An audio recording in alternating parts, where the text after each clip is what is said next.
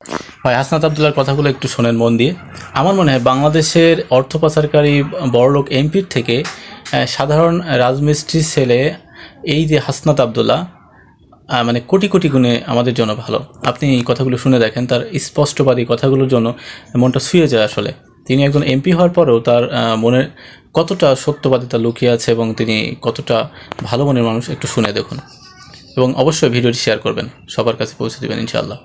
আমাকে সরকার 1,74,000 টাকা বেতন দেয় এখন। এই যে গাড়ি চলি না, মাসে 70,000 টাকা তেল খরচ দেয়, 70,000 টাকা তেল খরচ দেয়।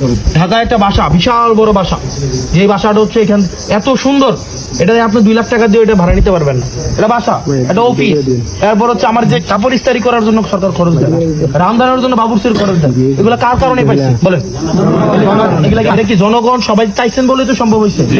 সরকার এত সুযোগ সুবিধা দিতেছে, মাসে 1,74,000 টাকা বেতন, 1-2 টাকা না, 1,74,000 টাকা বেতন। ভাই তার মানে কি?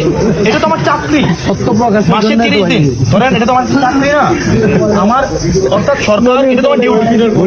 ধরেন সরকার, আমি তাহলে চুরিটা কেন করবো? আমার ধরেন আমার বিমা আছে, যারা এমপি আছে তাদের কিন্তু বিমাও আছে। অর্থাৎ আমি যদি আল্লাহ এমন না করে, আমার একটা অপ্রত্যাশিত ঘটনা ঘটে, আমি কি বিমার আওতায় থাকবো? আমি বিদেশে গেলে ডেলি $500 করে আমার ভাতা দিবে, তাহলে এমপির কিন্তু অনেক সুযোগ সুবিধা আছে। এরপর হচ্ছে গাড়ির লোনও ছিল, কিন্তু এটা আমরা নিব না। এরপর হচ্ছে প্লট ফ্ল্যাটও ছিল, এগুলো আমরা নিব না। তাহলে একটা জিনিস দেখেন, আমাদেরকে এত সুযোগ সুবিধা দিতেছে, সেইটা বাদ দেন। আমার যদি 2 লাখ টাকা লাগে, আমি যদি আপনাদের এলাকায় এসে আমার দিবেন, আমি কেন চুরি করে মানে ধরেন 10 কেজি চাইলে এটার থেকে 100 শেয়ার মাইরা দিয়ে আমি কেন মানে টেনশনের মধ্যে ঘুমাবো?